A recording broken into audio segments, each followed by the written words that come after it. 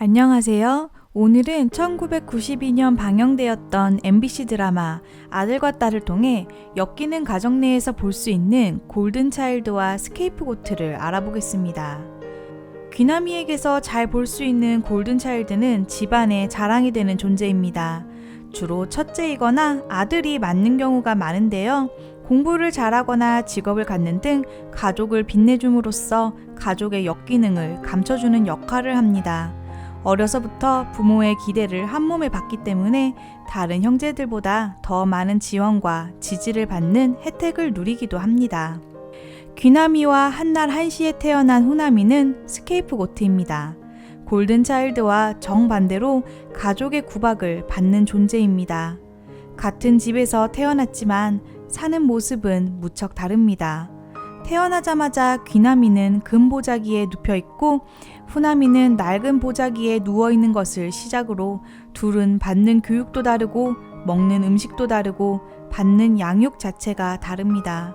어머니의 입장에서 완벽한 골든차일드인 귀남이는 말썽을 부리거나 문제를 만들어낼 리가 없기 때문에 가족 안에서 벌어지는 문제나 갈등이나 어려움은 모두 스케이프고트인 후남이의 탓으로 돌립니다.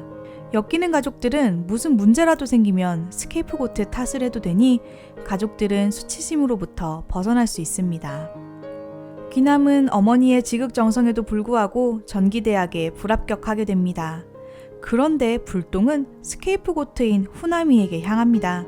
바로 후남이는 전기대학에 합격했기 때문입니다.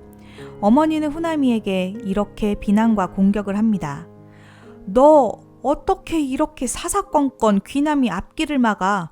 어떻게 이렇게 계집애가 들어서 우리 귀남이 길을 꺾거나? 다 들었다, 다 들었어. 우리 귀남이 시험 붙여놔. 너 때문에 떨어졌어, 너 때문에. 과거 시험 절대로 한 해에 한 집에서 둘 안 돼. 내가 다 들었다. 어디서 쓸데도 없는 계집애가 어미 몰래 시험을 봐. 그리고 협박까지 합니다. 날 죽여라. 날 죽이고 너 대학 가. 귀남이 대학에 떨어진 이유는 귀남이에게 있겠지만 완벽한 나의 골든차일드에게 문제가 있을 것이라 가정할 수 없으므로 애꿎은 후남이에게서 이유를 찾습니다. 집안에 돈이 없어져도 후남이가 훔쳤다고 몰아세우고 반대로 집안에 뭐 하나 잘된 일이 있으면 다 귀남이 덕분입니다. 드라마 후반부 후남이는 검사인 석호와 결혼을 하게 되는데 어머니는 후남이가 좋은 신랑을 만난 것은 모두 귀남이가 좋은 친구를 둔 덕이라고 추켜 세웁니다. 스케이프고트는 잘해도 비난받고 못해도 비난받는 신세입니다. 형제가 많은 후남이의 집에서 왜 하필 후남이가 스케이프고트가 된 것일까요? 바로 후남이는 어려서부터 똑똑하고 재능이 많은 아이였기 때문입니다. 후남이는 객관적으로 가정 안에서 가장 똑똑하고 의지가 강하고 용기 있는 사람이었습니다. 그런 후남이의 자질이 엮이는 가정 안에서의 부모와 골든차일드를 위협할 수 있는 존재가 되는 것입니다.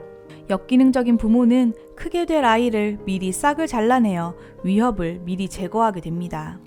스케이프고트가 엮이는 가정을 가장 먼저 탈출하는 것은 당연한 결과인지도 모릅니다.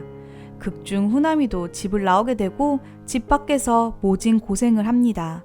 작가라는 꿈을 키우며 그녀는 결국 자신의 이야기를 담은 아들과 딸이라는 소설을 발표하게 되죠. 스케이프고트 역할은 노력한다고 벗어날 수 있는 것이 아닙니다. 내가 스케이프고트라면 가족으로부터 분리되고 독립되어 더 이상 나를 공격하지 못하도록 하는 것이 최선입니다. 골든차일드라고 마냥 좋은 것은 아닙니다. 골든차일드도 차별의 피해자이긴 마찬가지입니다. 골든차일드는 실제 자신이 가지고 있는 능력을 고려하지 않은 부모의 비현실적이고 과도하게 이상적인 기대에 부응해야만 합니다. 귀남이도 동물을 좋아해서 수의대에 가고 싶었지만 부모님의 기대에 부응하기 위해 법대에 진학하여 사법고시를 준비하게 되었습니다. 골든차일드는 일중독이나 번아웃 증후군에 빠지기 쉽습니다. 드라마 아들과 딸에서는 골든차일드인 귀남과 스케이프고트인 후남 외에도 마스코트 역할을 하는 종말까지 비중 있게 다뤄지고 있는데요. 종말은 이 집안의 막내입니다. 가정 안에서 가장 나이가 어린 구성원이 집안의 분위기를 밝게 해주고 애교나 유머를 통해 가족들의 긴장을 완화시켜주는 마스코트 역할을 맡습니다.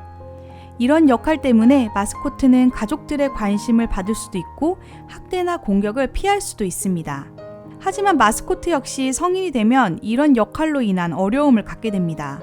바로 계속하여 미성숙하고 철이 없는 상태에 머문다는 것입니다. 후나미는 애늙은이에 과도하게 철이 든 반면 마스코트 역할을 통해 생존 방식을 획득한 종말은 아무리 시간이 흘러도 철딱선이었고 눈에 빤히 보이는 거짓말을 하는 등 미성숙한 모습을 보여줍니다. 엮이는 가정 안에서 자녀들은 저마다 살아남기 위해 애를 쓰며 저마다 역할을 수행하였습니다.